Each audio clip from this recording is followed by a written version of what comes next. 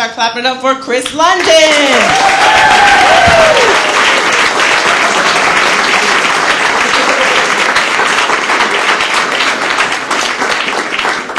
Yeah, the last guy was really young. Just letting you all know I actually am 21. I just look 14. I'm what I call a pedophile's dream. Totally legal, but don't look like it. Anyway, a few weeks after I turned 21, actually, my roommates sent me out to get them liquor because somehow I was the oldest in the apartment. Somehow. And I don't really drink because I'm a total puss. And so I got a little bit lost inside the store. I didn't recognize anything. All I know is I was just walking down like these corridors, like just stacked like floor to ceiling with all these bottles I did not recognize. I felt like the ending of like the 5th Harry Potter movie, where it's just like all those prophecy balls. Which sounds like some kind of like wizard porn or something. But I started like actually kind of freaking out a little bit. And I was definitely in sort of a aggravated emotional state because I was surrounded by like Italian words and German words and a little bit of Russian, and I didn't understand any of it. And everybody was looking at me weird, and I finally found like the Jack Daniels, one of the most normal things. Took it up to the register, and she didn't card me. She didn't card me. That actually pissed me off a little bit. So I actually kind of started going off on her a little bit, and I kind of ranted about how she needed to be a little bit more careful because who knows what could happen. And she needed to take my ID because I'm a grown-ass man. And then I realized that she didn't really speak English, and I was just wasting my time. And I never went back there again because I lived in Harlem, so I was extremely identifiable in that neighborhood. Me walking through Harlem is basically like when it snows at night and you're looking out the window, and like every now and then you like think you see a little snowflake, then it like disappears, and you're not really sure if it's dead. And I'm a very, very white snowflake. Basically like Maine in the winter if somebody like went out and just like poured bleach everywhere. And yeah, but now I've moved. I've moved into deep Brooklyn.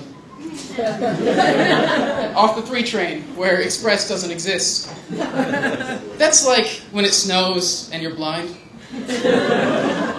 But you know what? I've actually liked it. It's actually my favorite place I've lived so far because it's a really, really just nice family neighborhood. Like, I go out on the street and there's just nothing but like kids playing. Like, there's this brother and sister who are always chasing each other around in like a pink scooter, like yelling references from TV shows and cartoons. They're all like, "I'm the Green Ranger." They're like, "Well, you're the Gay Ranger." And then there's like that one kid following them who's like, "We should cook meth," because his parents let him watch Breaking Bad. But you know, it's like, it was so different. Because it's weird to say, but I actually felt safer walking through the neighborhood than I did walking around back home. As she said before, I'm from Washington. I'm from this little mill town. And while I was there, our county was #2 for syphilis and #1 in meth. Because we had to be the best in something, and the Mariners weren't going to do it. So, that's basically what we had. We were so dedicated to meth that we would just steal entire playgrounds overnight. That's not a joke. We had, like, the middle school that I went to, a couple years after I graduated from there, there's just like an article in the paper, they're just like, "Well, the entire playground's gone." We don't know who did it. All they left was like the plastic parts that they can't really get much money for. So yeah, you know, my parents freaking out about me coming out to New York. Like, when I moved out 3 years ago, my mom was like, "Are you sure you're going to be safe? Like, it's really dangerous out there." And I'm like, "No, I'm living in dorms in Brooklyn Heights because I wasn't in enough debt yet." And but it's just really funny because there's like this conception of how dangerous New York is. And yeah, I actually feel a lot safer here. The crime rates are actually triple back home what they are in my neighborhood now. And yeah, it doesn't stop my mom from freaking out. It's just like, "You know, stuff happens in the Avengers all the time. We just watched the Avengers!" Like, New York is blown up. All that stuff. Something really cool actually happened. I saw that today.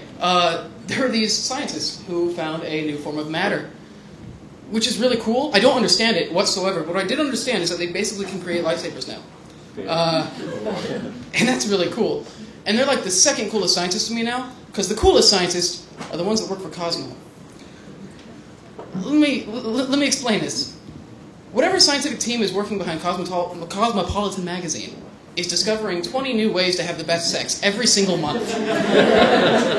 I don't read Cosmo, I've just looked with a lot of girls before, and they seem to just kind of accumulate the magazine over time. I never see them read it, but they just kind of leave it on the coffee table and like walk by it every now and then and hate themselves a little bit.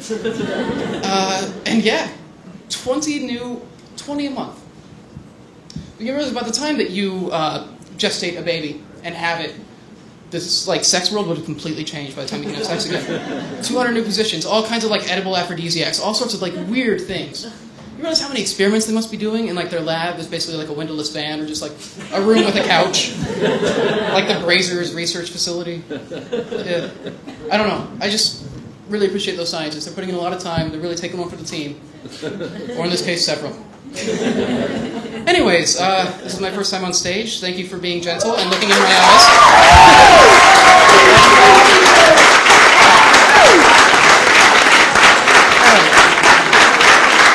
So, hopefully, all right, thank you.